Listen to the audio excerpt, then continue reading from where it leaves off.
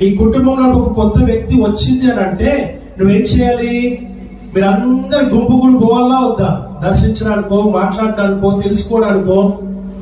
ఎవరో వచ్చిండ్రు, వచ్చి పోతారు. అలా కాదు ప్రేమ దేవుని బిడ్డ. అంటే ఒక చంటి బిడ్డ పుడితేనేమో అలా ప్రవర్తిస్తారు.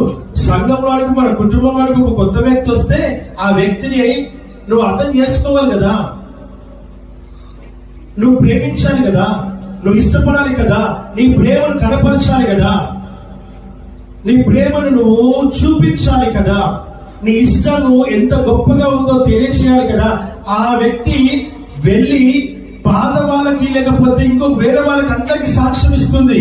ఆ సంఘానికి వెళ్తే ఎంత ప్రేమని సంఘం అంతా కలిసి నా దగ్గరకు వచ్చి నాతో మాట్లాడి నన్ను ఎత్తుకున్నంత పని చేశారు, నన్ను ముద్దు పెట్టుకున్నంత పని చేశారు, నన్ను ఎత్తుకొని ఆడించేంత పని చేశారు. చంటి బిడ్డను ఎంత ప్రేమిస్తారో అలాగే ప్రేమించారండి, అలా ఇష్టపడ్డారండి.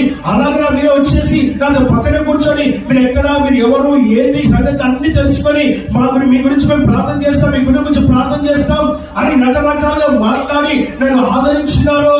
నేను ఏ ఆదరణతో కోల్పోయానో, ఏ నిబద్ధత కోల్పోయానో, నేను కొత్త వ్యక్తిగా వెళ్తే కొత్త వ్యక్తిగా కాదు, నన్ను ఒక గొప్ప వ్యక్తిగా చూసినారు. అక్కడ అన్ని వదిలేసి వచ్చిన నన్ను ఎంతో గొప్పగా ఆదరించి ప్రేమించినారు, ఎంతో ఇష్టంగా నన్ను హత్తుకున్నారు.